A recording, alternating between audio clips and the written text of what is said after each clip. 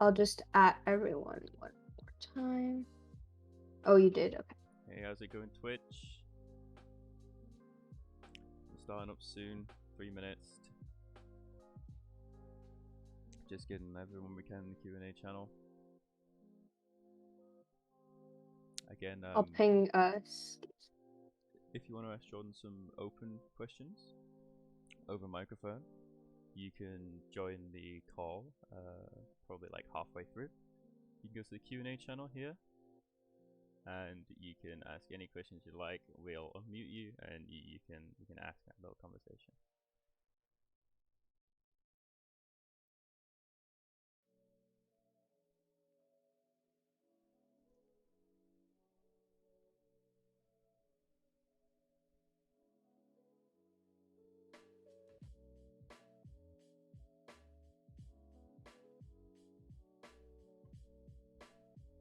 So many buttons.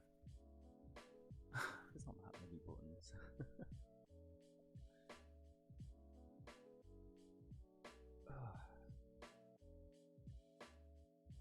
I think we're gonna hit the limit of the amount of people who can be in here soon. Oh yeah. About halfway through, we'll turn off the webcam so we get more people in. Okay. Oh, so it becomes just audio only. Yeah, unfortunately, but we can have like 100 people in, and they can all ask questions. That's awesome. If more people don't end up wanting to join though, we'll be able to keep them on. But it looks like lots of people are joining, so. Yeah, we are close to hitting the limit now.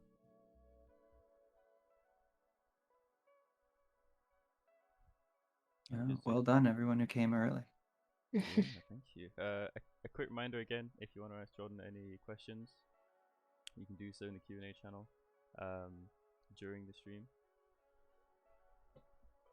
Around halfway through, we'll unmute you, and you can ask away over voice.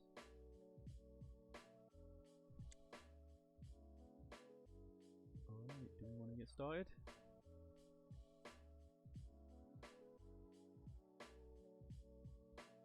Yep, I think we can probably get started now.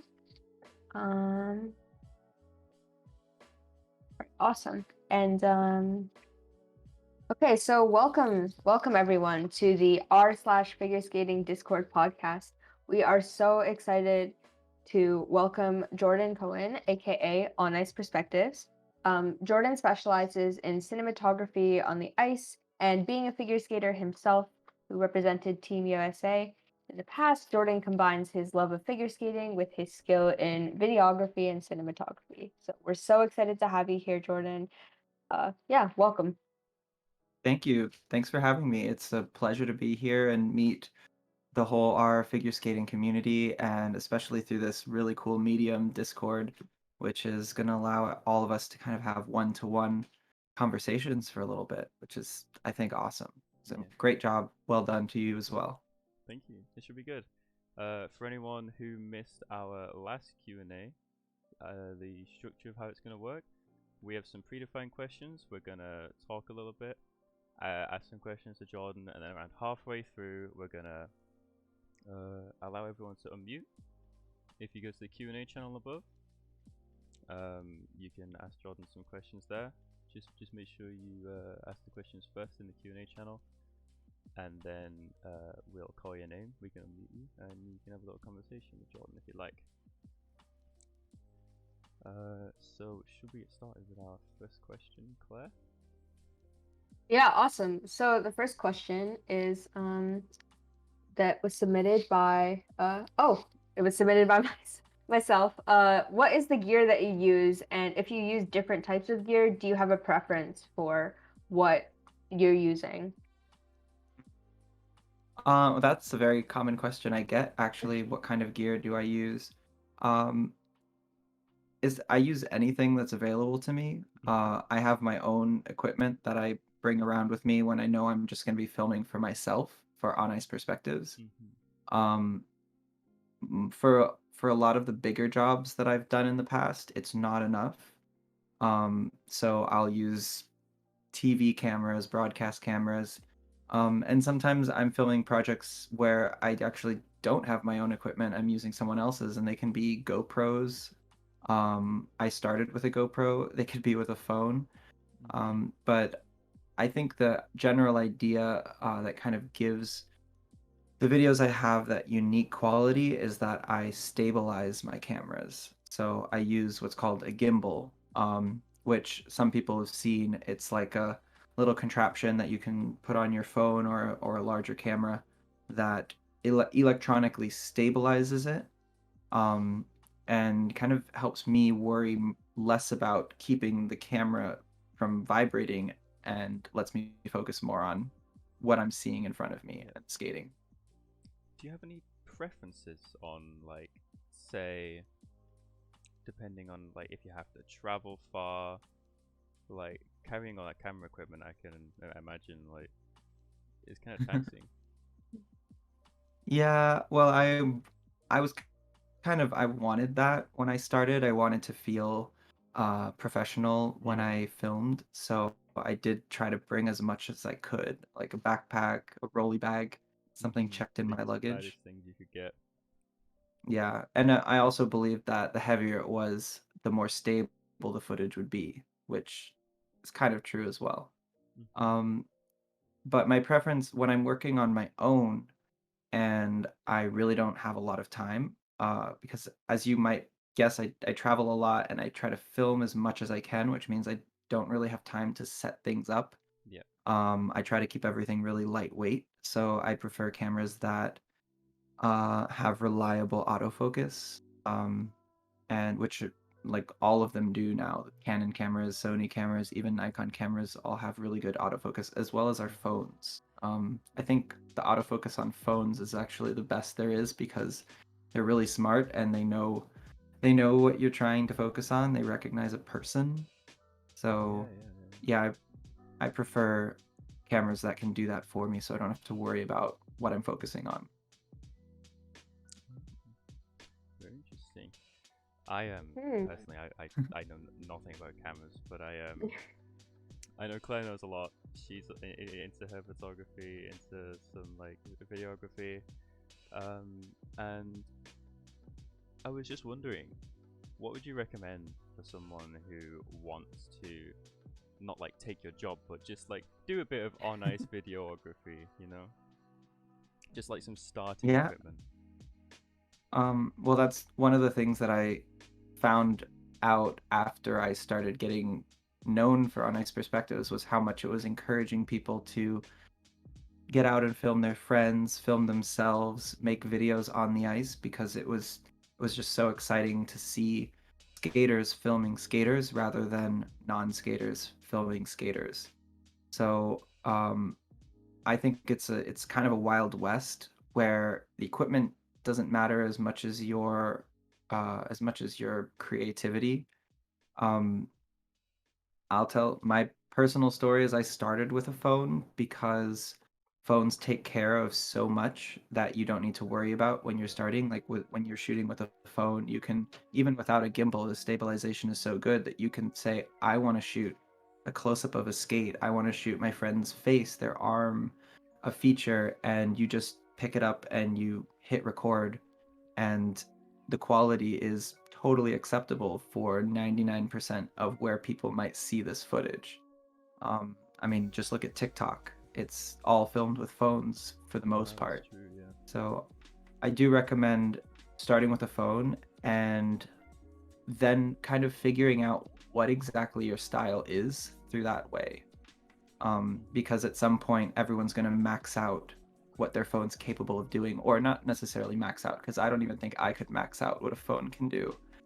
But you have that itch, and there's something that you want to film that you need a lens that's a little bit more zoomed in or a little more zoomed out, or you just get tired of having to correct the color that shifts on an iPhone. So you pick up something like a GoPro, Yeah. which kind of introduces you to a few more settings. I know a lot of pros can be intimidating, because there's so many settings you can use on them, but they're a really good intermediate step between an iPhone and a professional camera where you have to start worrying about focusing and which lens you're using and how you're going to power it. And of course, you need bigger equipment to handle a bigger camera. Hmm. I think GoPros are just, they're really fun when you're filming action, any type of action.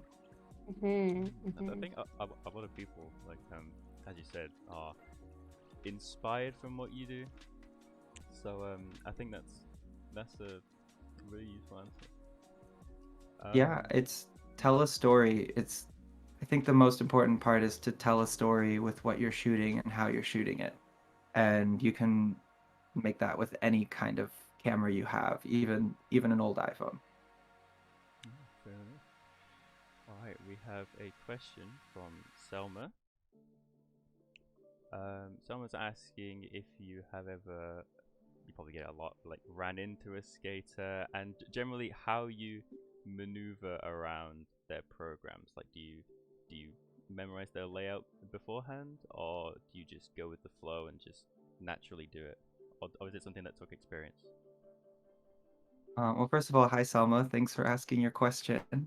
I'm sure you might have tried filming a friend and got a little too close, or they moved a way that you didn't expect. I think one of the advantages of filming with someone you know is that it's more fun. Like there's no pressure. You're just doing it for fun. And I started filming my own skating students when I coached. Mm-hmm. So I there wasn't really there was no way they were gonna move that surprised me.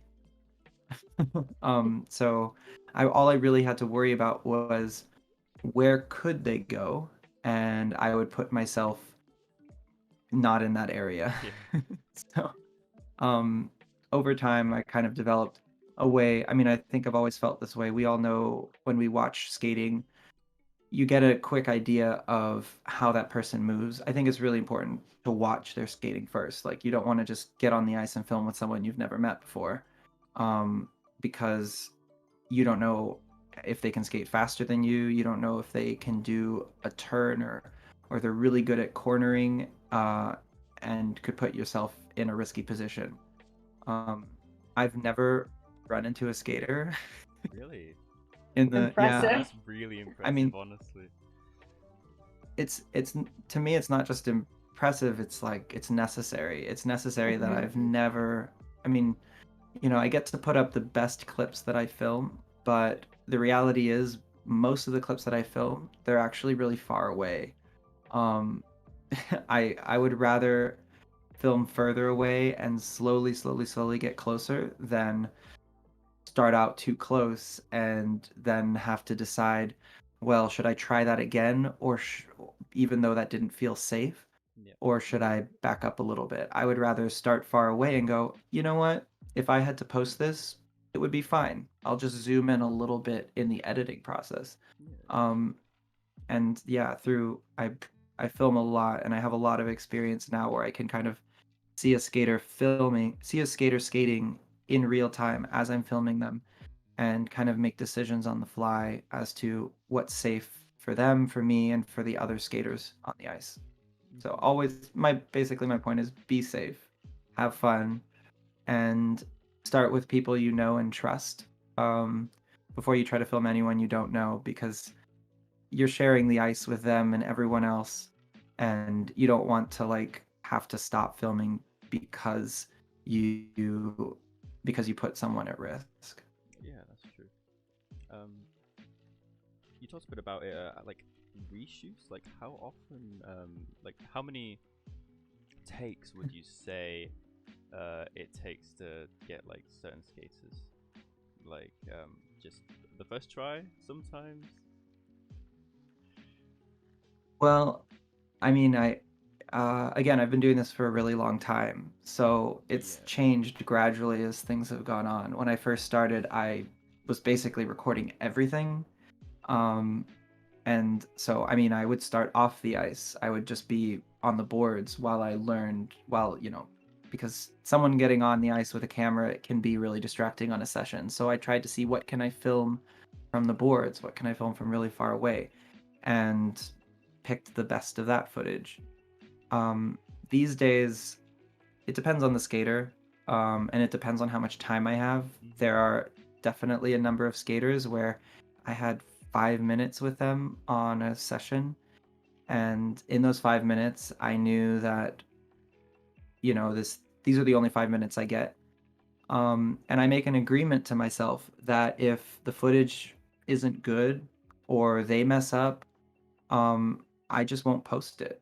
Like there's really uh, there's no commitment to it. I'm not charging the skaters most of the time, or well, if it's for a project for someone else, then I will reason out beforehand that I need this time to get the shot. But if it's just for on ice perspectives, we can get into that in a further question. There's no commitments, there's no requirements, so it Mm-hmm. really is just how it turns out, and there's no pressure either. Thank you. Claire? Yeah, so just I think the next question kind of talks to that a little bit.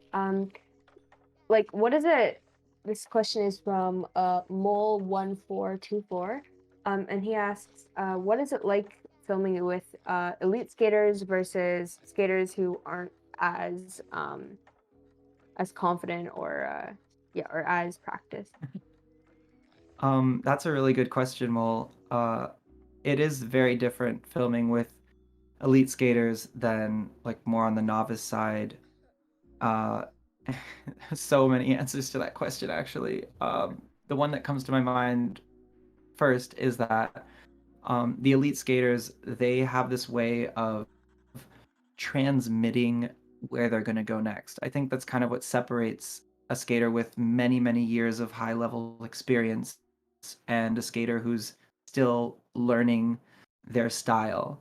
Um, when I'm filming elite skaters, you know where they're going to go. There's no surprises. It's everything they do is very, very efficient because when you're doing moves at such high speed, you have to be efficient. You have to tell your muscles to only do what's necessary to get you from point A to point B and spend everything else on expression and upper body movements and extensions. Yeah. So it's kind of like it's a very elegant, it's like watching a very elegant equation, a very elegant math problem opening in front of your eyes where I watch a good skater and I just know they're going to go here and then they're going to go there and they're going to go all the way to the boards because that's what their coaches want. They're going to really fill up the rink, and I can just kind of enjoy it and follow along and just let my own subconscious guide the way. With less experienced skaters, I never there's they move a lot more unpredictably. Okay. They might be smaller and younger, so they could stop on a dime and reverse direction the other way. And I'm not that small, I'm not that agile, so I have to constantly have one foot kind of hovering over my brakes, just in case they move somewhere unexpected. It's like trying to follow a truck versus a leaf in the wind. Yeah. So I do find I work harder filming sometimes the less experienced skaters, even though we're not going as fast, because the way they move is just it's so different, and so unexpected. But that can also be a good exciting part of it. You've been doing a very good job so far, considering you've never crashed into someone. So you seem to have a good idea about that. Our next question is from Poppy. Do you have a recommendation for the best gimbal starting out on a budget, and would you say that it's one of the more essential pieces of equipment needed? um, okay, well, number one, gimbals have fallen so drastically in price uh, since I started. Um, Actually, I think I started when they fell in price because I could never have dreamt of affording something like that Mm-hmm. when I was starting. The um, the first one I used was called a Zhiyun Crane Smooth Q, Mm-hmm. which was for an iPhone. I think if that's if there was a gimbal to start with, I would start with an iPhone gimbal. Unless you have a camera, then you can put that on a gimbal. Um, that being said, I can't stress enough just how much the way that I film is just like 1% of it's 1% of the possible ways you could film skating. Mm-hmm. I found my way. Like the gimbal was like very much a product of how I like to move and how I saw skating. Mm-hmm. Um, and it might seem necessary because I've made it necessary for me to be able to produce a video every day for the last 3 years, or try to produce a video every day. Um, I kind of settled on that and said, I'm going to make this look good. In the beginning, it looked terrible. It was shaky. Mm-hmm. If you've ever tried to use a gimbal, you know that they like you try to move them one way and they just don't move, or they move the other Mm-hmm. way, or they start to go a little bit weird when you Yeah. yeah. I mean, I still haven't found the perfect gimbal personally. I there were many times in my journey where I started to feel really, really limited by them, because I felt like I could only film certain things in certain ways. Again, like going back to those younger skaters, they don't really move that fast. They don't need a gimbal. They would be better off with a camera that was on a tripod or even handheld. Mm-hmm. So you'll see that every now and again in my videos where I kind of sneak something in that I actually shot completely without a gimbal, Mm-hmm. sometimes on my phone or a 360 camera or just any other gadget that I have lying around, just to kind of break up the limitations and try something new. So I wouldn't say that gimbals are necessary. They are fun and they are something that's a challenge to learn, but when you learn how to use them, they can be very rewarding. Mm. But so can shooting handheld. So Mm-hmm. can, especially with phones now, I wouldn't put my phone in a gimbal if I had an iPhone 11 or 12 or newer, because when you have an iPhone in your hand and you want to look that way, you just do it with your hands, and they Mm-hmm. take care of all the stabilization for you. So that's my Impressive. answer. It's have fun. I just want, because you talked about so much equipment here. I'm just wondering, how much do you have lying around your house? Like, it must be a crazy amount, right? I try not to carry too much. I try to like sell it or pass it on when I can. Mm-hmm. But I still have a lot. Uh, One of my limitations is I don't want to I want to be able to carry everything with me on any trip. Right. That So makes sense. if I have more than I can carry in my two hands, then I need to cut back. Like I only end up using 25% of what I brought sometimes. Mm-hmm. So it really is just a comfort thing for me to to have an extra lens. Lately I've been slimming it down a lot and trying to use just one camera, one lens for the day. But yeah, it does mean I have a lot of boxes at home. Yeah, so just on the question of lenses, this is another question from Poppy, who's asking for lenses, do you prefer wide angle lenses for your shots? Or is there a type of lens that you would prefer for them? Um, yeah, no, I don't have a preference. It's funny. Okay, so if you're going through my Instagram feed or my Yeah. YouTube, you'll find that in general, most of my videos are done with the same exact combination. They're done with a wide angle lens, like not super wide, but um, like a 20 millimeter on full frame, 20 to 24, Mm-hmm. depending on who I'm shooting.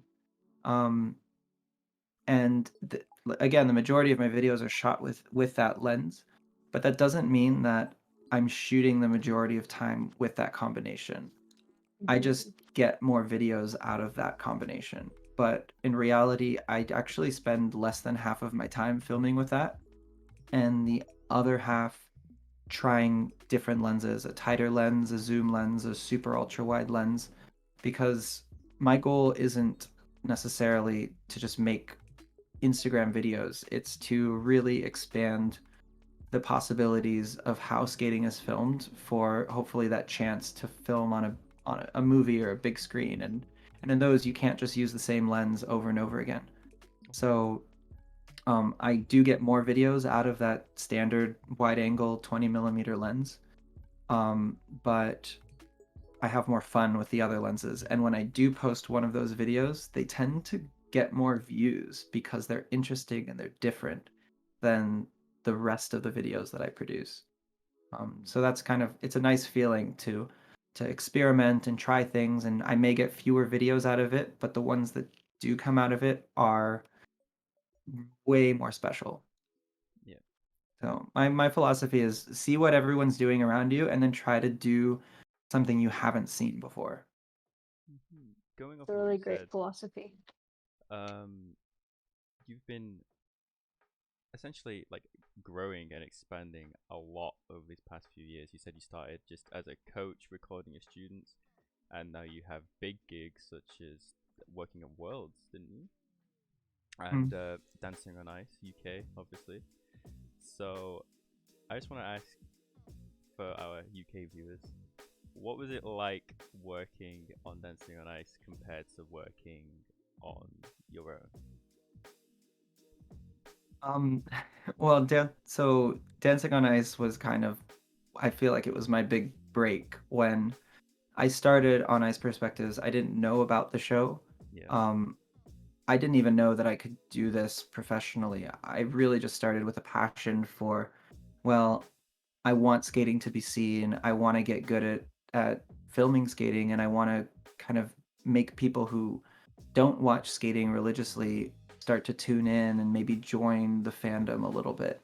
Mm-hmm. But make it just about skating and not about every all the drama of like what skating tends to revolve around.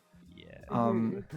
when I It wasn't long before a couple of the cast members from Dancing on Ice the year before I started referred me to the show and said, "You know what? I think you could do a really good job on the show because the stuff that you're filming is excellent and the way that skating is filmed for television is very stale and old and they were the show itself was looking for something new." Yeah. Yeah, Um, makes sense. so I contacted the producers, just literally found the email to write to, wrote to them, showed them some of my work at the time, which was just starting to get like it was just starting to look good, better than like a tiny little Instagram square. um, and they said yes, we'll give it a shot. Uh, they didn't even worry that I had no TV background experience because they were actually looking for not a they were looking for a cameraman who could skate, but they had been looking It's for a rare so long they were combination. sorry. Sorry, I'm just saying it's a rare combination, like a cameraman who can skate. Mhm. It's a very unique view. Sorry, go on. Yeah, in general in the camera world, it's mostly men, and so when they can skate, they are in hockey skates, and it's Mm. different when you're in hockey skates because not only is the skating technique different, but your knowledge of skating is different as well. Like they wouldn't necessarily know what looks good on a skater because they would be focused so much on the sport of it and the speed of it. Mm-hmm. Um, and they have cameras for that. So they needed someone who could get out of the way and not fall over on a live show. Um, and Dancing on Ice is actually the ironic part is that I actually have um, less responsibilities as a cameraman on that show than I do in my own filming for On Ice Perspectives. In On Ice Perspectives, it's really about the camera, and my skating facilitates that. In Dancing on Ice, I'm a skater. I have to skate around the routines. I have to learn the routines. I have to know the routines. And the camera is actually all controlled remotely.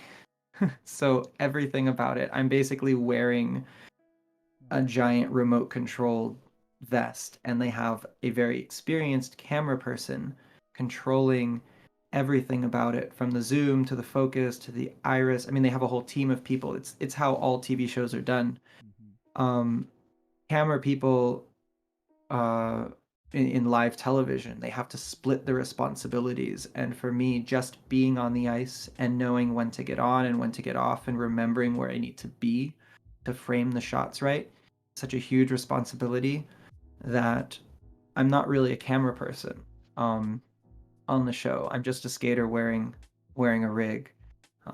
But it helps that I understand what they're trying to do. So when they say we need a tight shot, we need a wide shot, um, I'm hoping as time progresses, I'll get to have more of those responsibilities. Um, and we'll see where that goes because I think if I took a little bit more control over some of those camera functions, like I do with On Ice Perspectives, I could give even more to the show. But Definitely, yeah. yeah, as television has to, in its nature, it has to be a bit more conservative because so much can go wrong. That's true. And I'm still pushing myself to get better to hopefully one day be able to use that rig without as much remote control Yeah. guidance. And then things might get a little more interesting too. But the chance of something going wrong goes up as well. So possibly, has anything almost Yeah. gone wrong live, or have you been Um totally calm? uh, well, there's been the occasional fall or mess up where the routine changes, and Yeah. thankfully, uh, we I use my skating background from to adjust to the situation. There have been times when the remote control connection breaks, and I don't mean the video feed. The video feed always works really well. It's the actual control on the camera stops working, so it's happened once or twice in live where the camera's supposed to turn right and it just doesn't, and Mhm. I'm supposed to be passing in front of them, so now I have to recognize that, assess it, and make the decision quicker than the director can react. Do I not cross them? Do I stay parallel with them so that even though the camera's not rotating, Yeah. they're still in frame? uh, it's very thankfully they don't happen very often, but in those instances the audience hopefully doesn't even know anything happened. Oh, that's true. That's really Yeah. professional, like the way that you could do that. Um, I I've yeah. approached everything I do is approached with a level of professionalism because in these industries, in television, in movies, in Hollywood, uh, it's really about how people's. It's not so much like your skills come secondary. It's how you act. Hmm. Um, it's how you communicate. You have to be part of a team that's much much bigger than yourself and much bigger than your own individual abilities. So it's as you can tell from even just the way that I post on Instagram, it's very much like I respect everyone Yeah. that is there, and that's almost more important than the fact that I'm on the ice filming with a camera. Yeah. Just being really respectful. Um, you mentioned TV and movies. I've noticed recently that there's been a bit of a resurgence for like skating movies, skating TV shows. There's been like three on Netflix in the past 2 years. So, would you be interested in working with some like movie things instead of just live? Or Yeah, yeah, very much. I can't say which shows I've been in communication with, but yeah, obviously. I it, it's very difficult for things to work out sometimes. You're in the wrong part of the world. You're already commissioned to do a show. Yeah, schedules, things like that. Yeah. So hopefully things work out.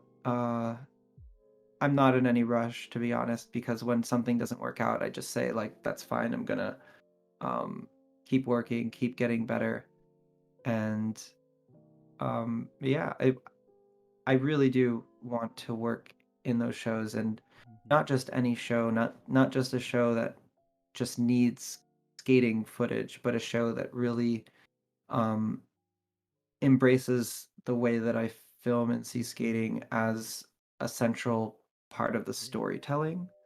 Um, Mhm. like really approaching it from a creative, new way. I don't just want to fill because it's so unique. the Yeah, yeah. I want to push the boundaries and really show people like you've seen examples of the shot of really inventive shots on my Instagram, Yeah. Hmm. but I want to take that to the big screen. So that's another reason why I'm constantly trying to invent new techniques. Hmm. Well, I don't want to curse you or anything, but I have high No. hopes that you are gonna make it on the big screen. It's a matter of when, not if, I Oh, think. really? You're confident. Absolutely. That's true. Your work is Yeah. like, and because you have the portfolio of working with all these top skaters, working on dancing on ice, I can imagine just the longer time goes on, the more you work on it, the more chances you have. Yeah, when the right opportunity comes, it will feel very, very right, and it will feel like it couldn't have come sooner, um, because I might not have even been prepared for it. Hmm. Well, I hope you let us know if something like that is coming out on your Instagram, maybe, and I'm sure we'll all watch it. I Uh, hope so. yeah, Claire, you want to ask the next question? Yeah, so the next question is about your work right now. It's more about the skating side, I guess. So, do you use the same skates as a videographer as you did when you were competing? And this question is from oh, this is an anonymous question. Anonymous. Mm. Um, well, so let's see. I competed the majority of my time in Harlech's. I've always worn MK dance blades. I don't typically talk about my skates because I'm still kind of I'm I'm I'm open and I really could I feel like I could skate in anything at this point. Yeah. Um, Hmm. my last competitive season, I was given a pair of Resports, and they were so responsive, and they've always been really well at communicating things. So when I stopped skating, I still film in Resports. I just find them really light. They're really comfortable. They were great for coaching. Hmm. Um, and as an ice dancer, we were used to boots that were really, really heavy. And once I started twizzling in Resports, it just made a lot more sense. Um, but I'm not fully committed to any single brand. And I'm hoping to try all of these new skating technologies, like those carbon fiber Yeah, boots. there's a lot. Yeah. Yeah, Parabolic. it's really like, it's just find the boot that's comfortable for you. There's a skate for everybody, and yeah, I really want to try different ones because I felt like I was stuck with the same brand for so long. Yeah, just whatever works. Really, I guess is the best. Um, Yeah. I was just wondering, do you still, because this is a community of figure skaters and ice dancers and all types, do you still actually like skate? Like in your free time, will you go to the rink? Will you have some fun, or do you only do the videography? Um, well, if you'd asked that question a month ago, I would have said like I really miss skating for myself. Yeah. I think for the first year I was still coaching. And there's something about coaching where it really still feels like skating. I mean, I'm training skaters, so I'm doing I was the kind of very hands-on. I loved doing the exercises, demonstrating them, and as an ice dancing coach, I led all of my students through their dances. Hmm. So I got a lot of enjoyment out of being able to skate on an almost daily basis. Now that I'm basically full time in video, there are weeks at a time where I don't even get on the ice. I mean, you can pretty much tell when I'm not skating when I'm like posting a lot of videos in a row because that's when I'm at home or otherwise like unable to get to the rink, That and makes a lot of I'm that makes a lot of editing. sense recently.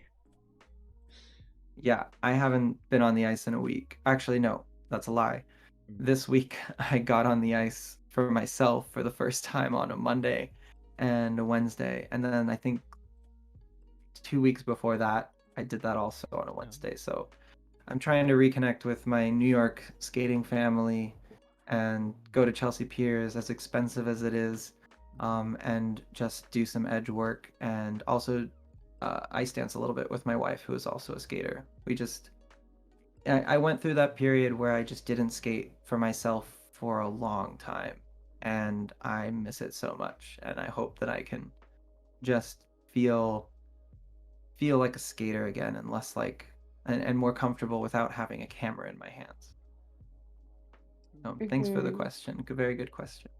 Yeah, that makes sense. I mean, it is always important to have a like I wouldn't say a work-life balance, a work skating balance, but you seem so busy all the time. Like people looking on your Instagram, always on flights, always traveling and shooting new things and uploading things. That I can imagine, Hmm. as you said, there's not that much time for it. To be honest. Yeah, I mean, I can say 2019 was very busy in 2019, so I didn't really get any me time. And then the pandemic happened and no one could skate. And I was just, if I was on the ice for a second, I had to be filming something. So hopefully 2021 is the year that I like get a little bit back into shape. Maybe. Hopefully. Maybe. Hopefully. I think Hmm. might as well. Yeah. Have you found I owe people? it to myself now. Yeah, it's true. Mhm. Have you found people recognize you at like the rink? Say like you go to a rink that you haven't been to before. How often does it Well, happen? usually when um I mean I uh it's hit or miss. Hmm. Not everyone's on Instagram. Not everyone really spends their time on that platform That's true. or the other platforms. And so I mean I don't mind it. It's not like I'm a celebrity skater that has been filmed that people know from the skating world. It's my videos reach far beyond the skating world, so a lot of the people who follow have never been inside of an ice rink. So it's not like I Mhm. have Oh, that's true. 300,000 figure skating fans. I have 300,000 fans, many of whom are figure skaters. Um, Right. and it's fun. It's really nice. Like I don't want anyone to think that I'm like usually. So when I walk into a rink that I've never been to before, it's the purpose of filming. So I'm trying to introduce myself to everyone, and I want people to be excited Mhm. about it, and I want people to come up to me and ask me questions because that's just going to help me get to know them and film something better for them. So I'm always open to talking to people when I'm in the rink. I respond to pretty much every DM I get. Unless things get really busy and some of them slip through, but I I try to keep I try to not be like a different level Yeah. um Right. than anyone Yeah. else at the rink. And I have,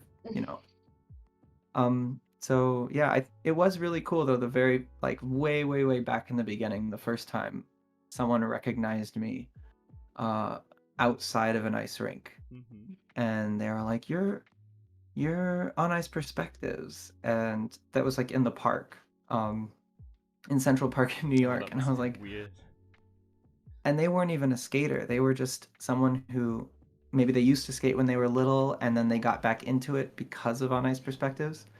Um, and that was a really cool, like that was a cool moment. Yeah. Being like, wow, this is outside of the rink right now. But you don't mind when people come up. Mhm. No, I don't mind. I mean, sometimes I'm shy. Like I think when I want to skate for myself, I don't think I want to be recognized. Oh yeah. My ideal practice is like a fully empty ice, but that's not always possible. I wish I knew that. When you came to witness the film Hamish, if you remember, I don't know, we met, and I wasn't sure whether just to come up to you or just like leave you alone because you're so busy. So it's good that other people know that they can come up and just say hi, maybe. Yeah, yeah. Exactly. I think someone already told me they were like, you have to meet David because he's such a huge skating fan and he's such a Really? huge fan of your work. And I was like, yeah, I think we did end up introducing ourselves at the end, right? Um, I think I think it was my coach, um, or Oscar who might have Oh, said that. yeah. I Yeah, it I, was I, I can't Katie, remember. Yeah. Katie and Oscar. All right, we have I remember David was so excited. I was so nervous. I was like, oh my god, I just met On Ice Perspectives. Like, because I didn't think that, like, I saw you come in. I was just on the ice, just like practicing my axel. I saw you walk in. I was like, is that On Ice Perspectives? Like, nah, like he's in like in America or something, you know. Right. And then like Hamish walked in. I was like, wait, what? Like, what's going on? Like, what? Anyway, it was weird. It is a bit nerve wracking meeting. I mean, like, you are just a normal guy, but when people only see you on Instagram or on Dancing on Ice or something like that, it can be a little nerve wracking. Yeah, I mean I'm a shy person, and but when I was a figure skater, I did as all figure skaters do. We emote like this very open, pleasant Yeah. personality, or unless you're like a skater who's known for being kind of a bad guy on the ice or a really, strong personality. The general gist of figure skaters are that we're very open, we're very pleasant, we're very polite. Um, but a lot of times we choose figure skating as this solo sport because we're shy and introverted, and we just want something that we can do on our own. Um, Mhm. and when a skater gets famous for being a skater, you immediately like they walk into a room and their job is to brighten the room, brighten the arena with their personality. Yeah. And I'm very lucky because I can brighten a room, but I'm behind a camera, I'm not seen. I'm brightening it with my skating, with my filming, but in reality I'm just kind of like sitting in my pajamas making a video. So not no one really knows what I'm actually like in Yeah, that's person true. until they meet me. It's a big reason why I don't post videos of myself skating because when I'm filming skating, I'm not focused on presenting myself. I'm not focused on being cheerful, being nice, and to like, I don't want a video to go out of me just like with a really concentrated look on my face, like I'm angry or something. Yeah. Um, I would rather meet people in real life and have the chance to like say, yeah, no, this is my personality.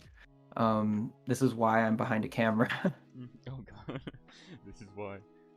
I have noticed on your Instagram that it is very. It's just like honestly, just like a big portfolio of all your work. Like, you don't plaster your face all over it. Like, I feel a lot of people would. So you're very professional in that aspect, I think. Yeah. I mean, I prefer to meet people in real life. Yeah. And when Hmm. I'm meeting someone in real life and I'm interacting with them, I forget I forget to take a picture or like, oh right, we should take a selfie and we should like post it and tag it and all of that stuff. Like I need an on ice perspectives person for me if I'm gonna do that. Yeah. I need someone to like remove themselves from the conversation so that they can focus on it, so I can focus on the person in front of me. Hmm. Hmm. You do have a separate Instagram, don't you? That's more you personally. Because I know you do have two Yeah. accounts. Hmm. Uh. Yeah, Jordan Icecam. It's just it used to be Jordan Cowan NYC, and then everyone nicknamed me Icecam on Dancing on Ice, so I figured that would Oh really? stick better. Um, yeah, it's my personal Instagram. It's just like I didn't make it private, Hmm. but it is just kind of like it's doesn't have to be skating related. Hmm. Uh, but I think it's important. When I first started, I realized it's important to kind of like know your niche. And on Ice Perspectives, it's not about me. I didn't call it Jordan Cowan's On Ice Perspectives, Yeah, because that's true. I wanted it to be about the skaters and skating, Hmm. and it is very much on that. Every now and again, I'll post like an airplane picture because I Yeah. like taking photos out of On your story though, airplanes. that's different. Yeah. But Hmm. yeah, it's just it's impressive, honestly. Uh, anyway, uh, we have a question here. Probably only gonna do a couple more, like maybe two more, of the Okay.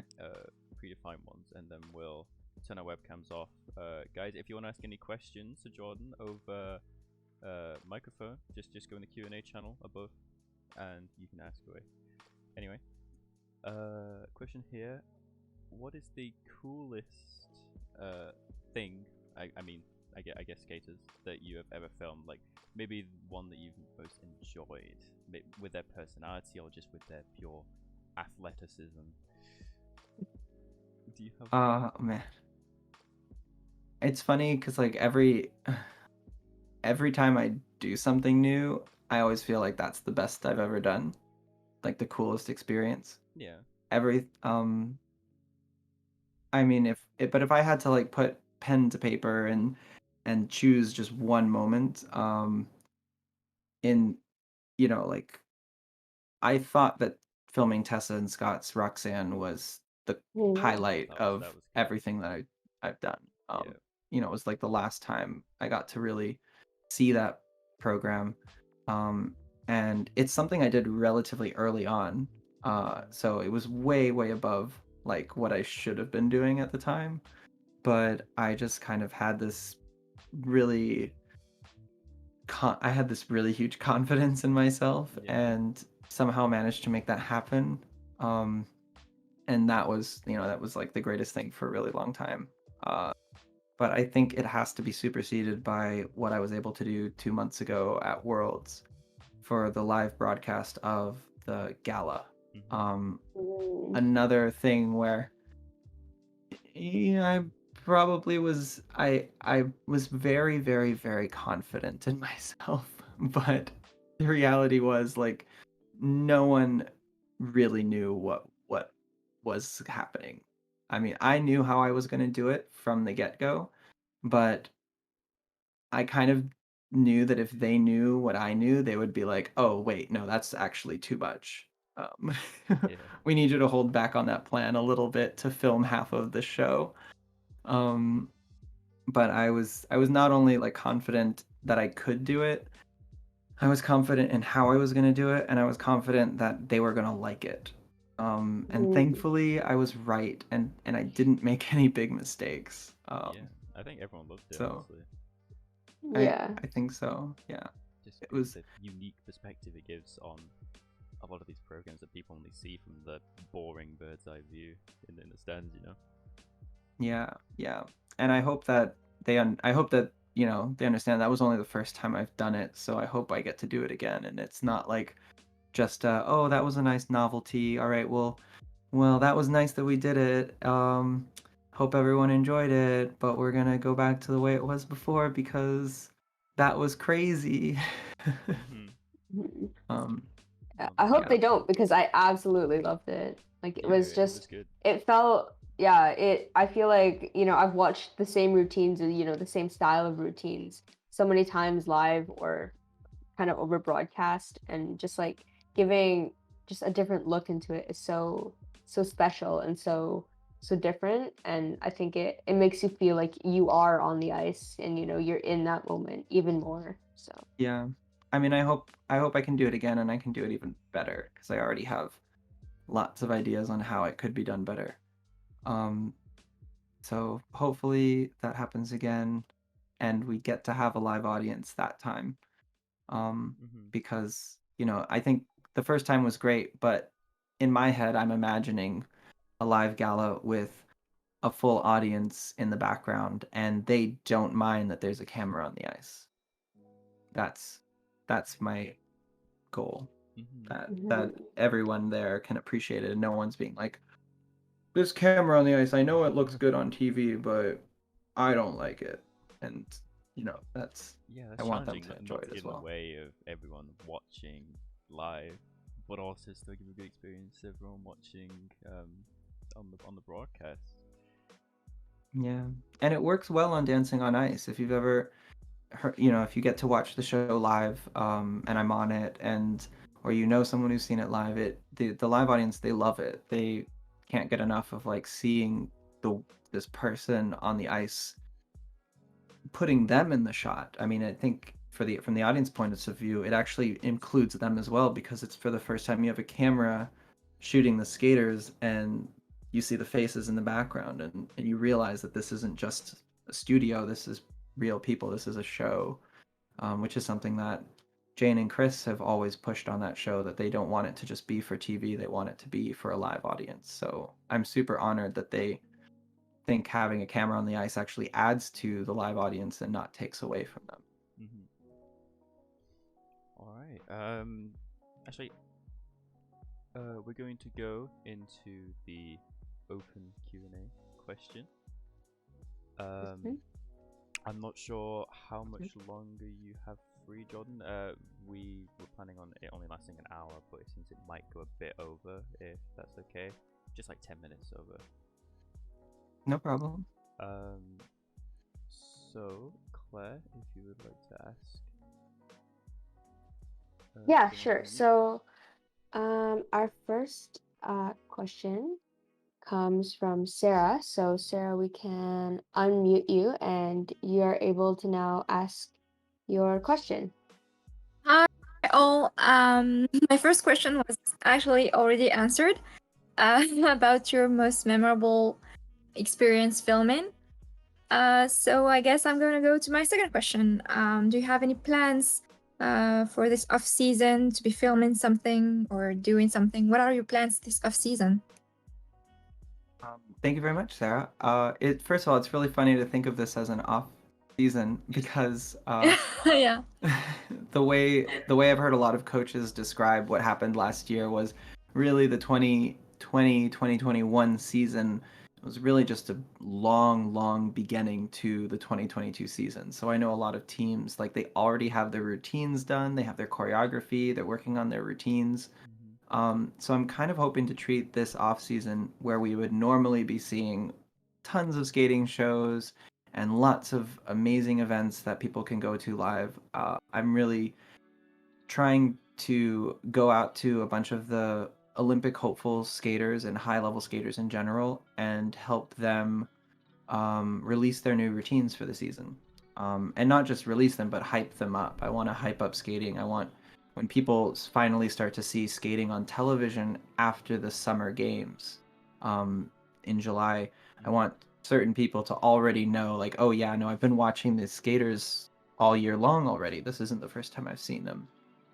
So my upcoming plans are, now that I'm fully vaccinated and feel a lot less anxious about travel, to meet up with some skaters, maybe meet up with them multiple times throughout the season and kind of show their progress.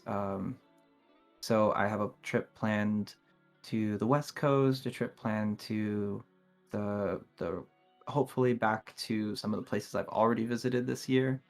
Um, it's going to have to stay mostly in North America right now because international travel is really restricted. Yeah, still. As I can't even get into Canada without quarantining for 2 weeks, and even then, it's hard because I'm not a Canadian citizen. So, um, as soon as those change, I will definitely be going abroad. But until then, I'm trying to do as much as I can in North America.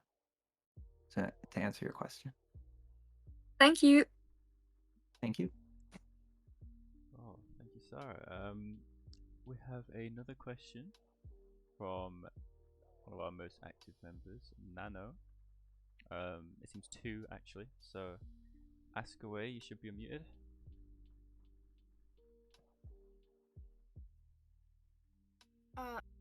Question is like, how do you get rinks to let you film? Like, what does that sort of dialogue look like? Because David and I go to the same rink, and they do not like you filming. Yeah, that is. Oh, that is a very that's very tough.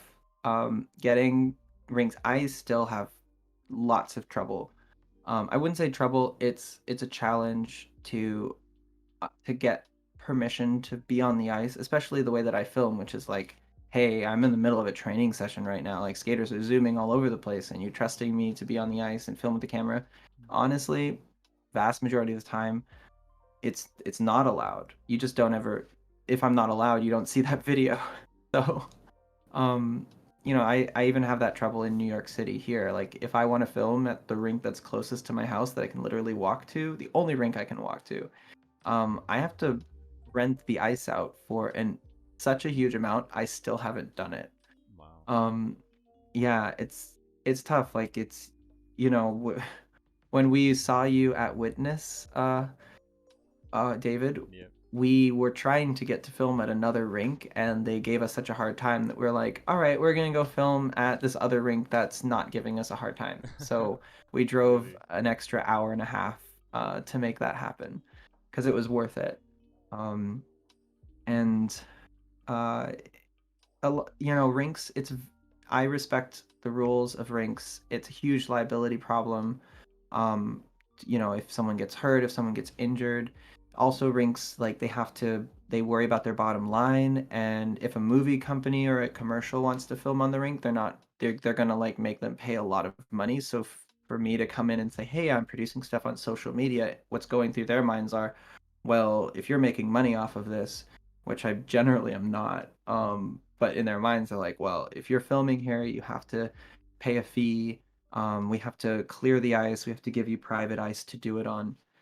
Um, you know, and in those cases, I mean, in the beginning of when I was filming, if they wouldn't let me get on the ice, I would film from off of the ice. I would like put on a really long zoom lens, and I would hang my. There was one time I remember hanging my gimbal upside down over the boards and running Oh up wow. and down the boards in my shoes That is dedication. because you know, the light was coming in through the windows really beautifully, and the skater was all silhouetted, and I was just like, I'm gonna film this even if I can't put my skates on, because at the end of the day, it's a skating video, and I'm showing skating, and that's what I want people to see.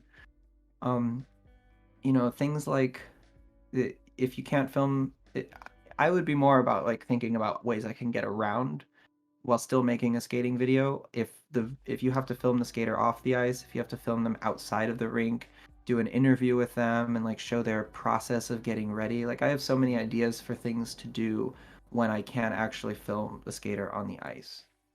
They just tend, maybe they don't go as viral in that instance, so most people don't see them, but they are out there.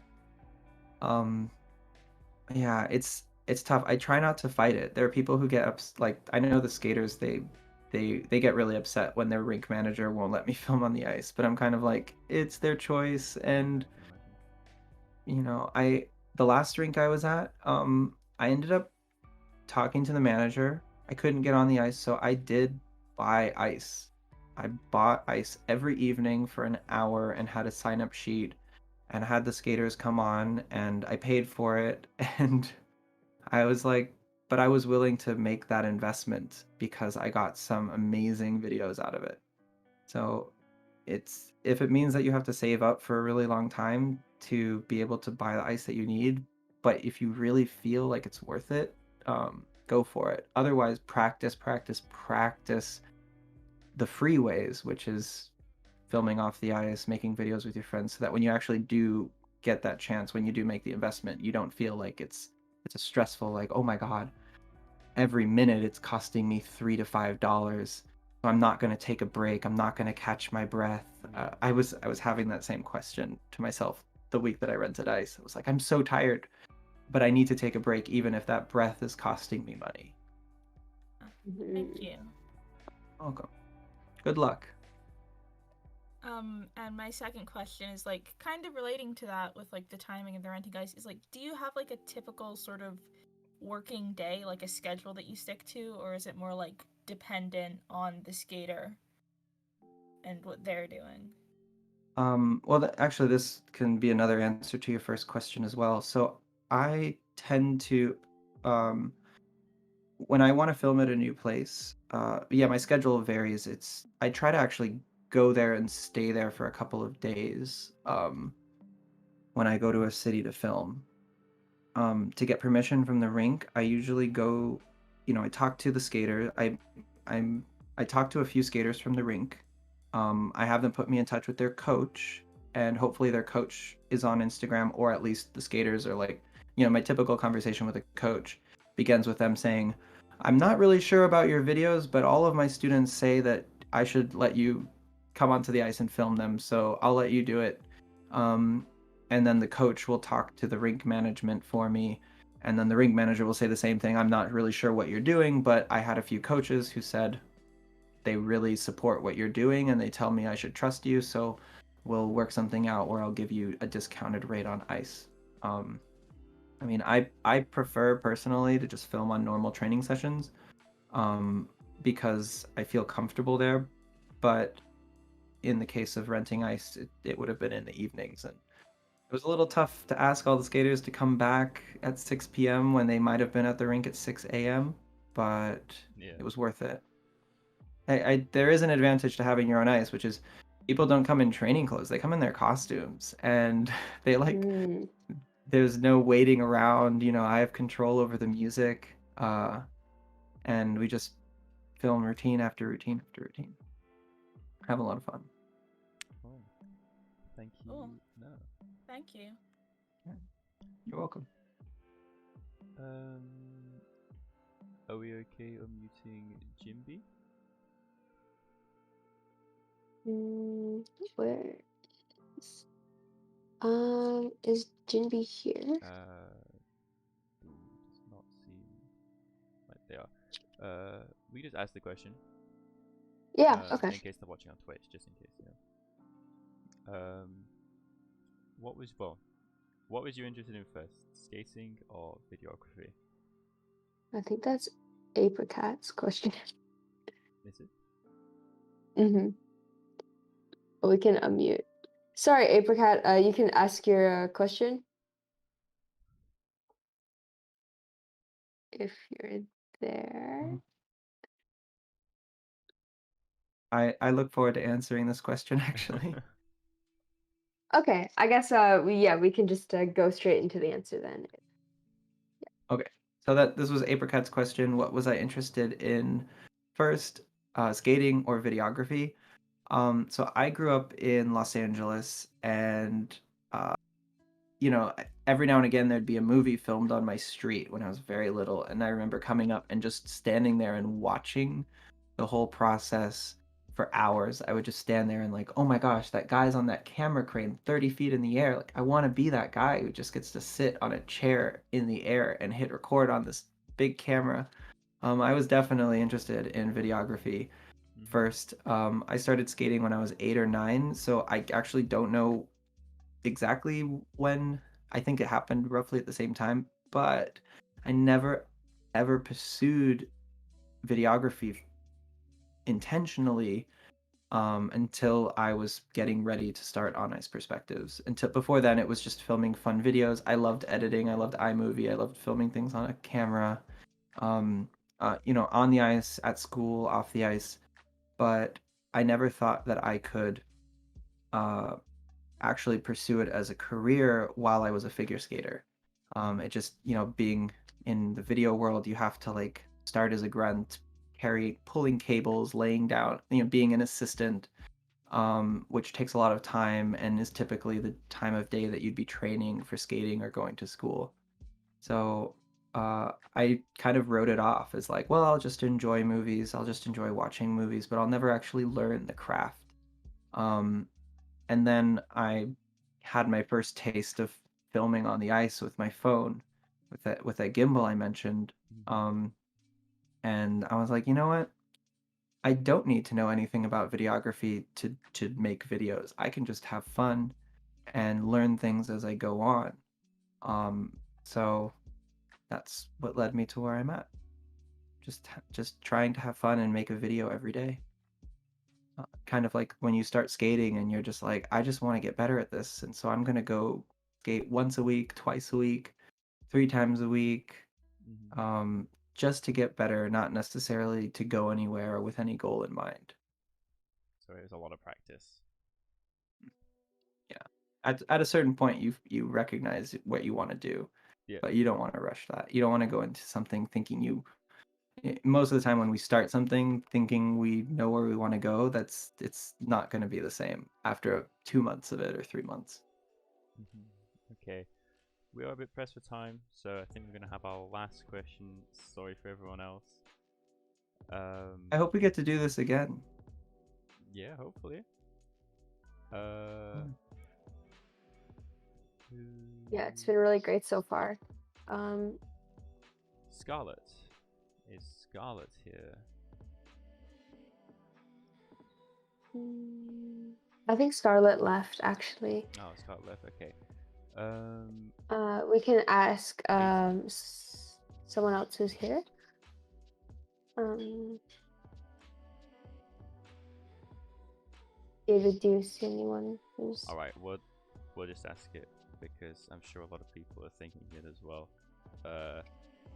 Last question to top things off. What was it like working with the one and only Yuzuru Hanyu? Well, let's see. I've only got to work with him directly twice. Mhm. They were both at competitions. They were both for the gala. The first time was Skate Canada in 2019. And then this past Worlds. And in both of those instances, I was working with everyone on the ice. So I when we were actually on the ice, it was very much like, okay, you're another skater I'm filming, but I just have to like do a really, really good job. Yeah. Like I need to save my energy for this. But because I was saving my energy, I didn't really say any words. Um, and but I did get a chance to have a chat with him shortly after the Skate Canada gala, and Mhm. it was very, very nice to like get to have a conversation with him. And what we were kind of talking about was, well, first of all, he recognized what I was doing, and he told me how respectful he was of it because he fully agrees with the idea that we need to be supporting the next generation of skaters. And Yeah. I got that from him directly, that what he's doing is he wants figure skating in Japan to continue even after he retires. Mm. Um, or whenever. Like he's thinking about it right now. He's supporting the next generation of skaters, male and female, um, and that was really cool to kind of be on the same level where we were both kind of like we're doing what we can for the sport that we love. Um, and I didn't get to share a word with him at Worlds this time because a it was a pandemic and everything was being minimized, contact with everyone. My job, my communication was with the director and the ISU, the organizing committee. And Yuzuru was, he just finished the competition. He was doing the show, and I didn't want to like have to communicate with the skaters because I didn't need I didn't need to, and it would have just been um, like distracting from the goal that I had to accomplish. Yeah.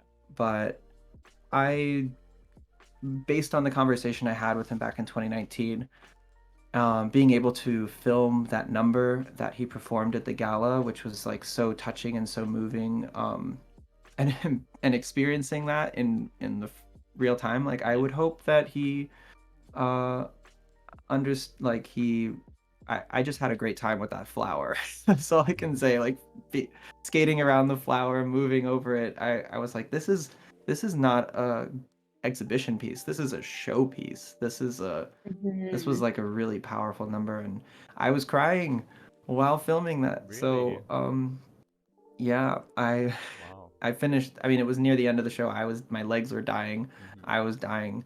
Um, and but I pushed through it to keep up with him going into I think I got his axle, I got another jump, I got the end of his cantilever, um, or spread eagle. No, sorry, hydroblade. Yeah. Um, yeah, keeping up with that number was rough because he moves so fast. But yeah, it was a great experience, and I hope I can film him in Japan someday. That's what I really hope. Mhm. I would have to get to Japan for that to happen. And then after you'll have all the Pooh Bears just landing on you. You can film Right? all Yeah, that I as know. well. That'll be a really good shot, honestly. Yeah, I mean, I would just be like, throw them right at the camera, please. Just like, everyone, here you go. Three, two, one, do a wave. That'd be amazing, honestly. Oh, okay. I We think do everyone well. here Hey, we got one more? Yeah, I think that we have one more that's just come in from Kalista. Are they in the? Oh yeah. So, Kalista, if you want to go unmute and ask your last question, then Yeah, so I just want to ask, isn't it hard to skate with like a huge camera on your back? Like I just looked you up and I saw a photo of like a bunch of equipment. I'm just wondering if it's hard to like catch everything and skate at the same time. Do you fall or? So when the rig, the picture that I use as my profile picture, is the Dancing on Ice rig. It weighs a lot. I think it's that they tell me it's 18 kilograms. I know for a fact that it's slightly more because I looked up all the parts that they used and I added it up. And I'm like, yeah, this is like 18 just for the essentials. It is very hard to skate with that rig. I've never fallen with it. I've never fallen with it, which is, I mean, I think it's safe to say that if I had fallen with it, I would have some sort of injury to like go with that experience because it's very dangerous. Again, it's part of being professional is knowing what risks to take and what risks not to take, and I don't risk anything in that rig because a fall would not only put the rig out for a couple of days, which might be important if it happened during rehearsal, but it would put me out for a few days. So I don't recommend that kind of rig for anything besides dancing on ice, the way that they want it shot. It's they created that rig. I didn't create it. I got to help put my input into it, which was mostly like, can we try to make it as safe as possible? Um, but the rig that I use for filming on ice perspectives videos is much, much smaller. It's still quite heavy, but I'm used to it. It's my own equipment, it's my own design, and it's not hard to skate with that, for me at least. Um, I have a lot of fun with it. But yeah, the dancing on ice rig is it's very heavy, and I have to do warm-ups and stretches and really stay on my game. There's no like just the fact that I was able to like stick a camera on it and record myself for some of the posts that I've made in the past, that was like a risk that I took because if I couldn't really afford to be that distracted by trying to film myself, because it requires so much concentration. But thankfully I have a lot of experience. Yeah, well, now you do, yeah. Alright, thank you for your question. And thank you, Jordan. I think yeah, thank you guys. everyone here and the skating community, as Yuzu himself said, appreciates what you're doing, gets a lot of exposure to the sport, and yeah, we're all really thankful for what you're doing. It's very impressive. My Thank pleasure. you so much. Thank you too. I'm so glad. The more I do this, the bigger the community feels every time. I feel like I'm meeting more people and hearing more figure skating stories. It helps me appreciate the sport even more every day because I get to meet so many people who do as well. And we're all in this together. It's not it's I always say it's not a skater versus a skater.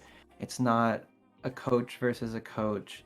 It's our sport versus everything else someone could choose to spend their time with. Um, Hockey, baseball, football, e-games, all the cool things that you can do. Like we're putting our time into a sport that is beautiful and elegant and different and unique and unlike anything else in the world.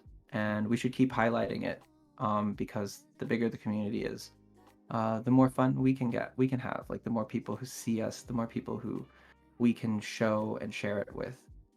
So I'm super, super grateful and happy to be sharing this with all of you. And thank you for joining me and hearing me talk. Right, thank you. Thank you so much. For everyone watching in the call and on Twitch, well, not on Twitch, everyone watching in the call, you can, if you missed the start, if you missed halfway through, you can go on Twitch, watch the entire video yourself. It's in the announcements channel, just above. Yeah, thank you, Jordan. That was Thank you. Thank you, David. Thank you, Claire.